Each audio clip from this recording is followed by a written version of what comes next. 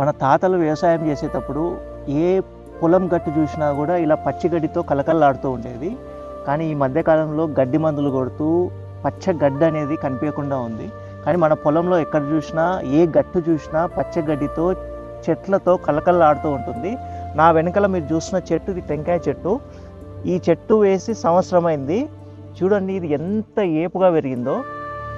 ఇలా ఈ గడ్డిని చెట్లని కాపాడుకొని మళ్ళీ మన పాత పద్ధతులకు వెళ్ళడం మనకి ఎంతో అవసరం.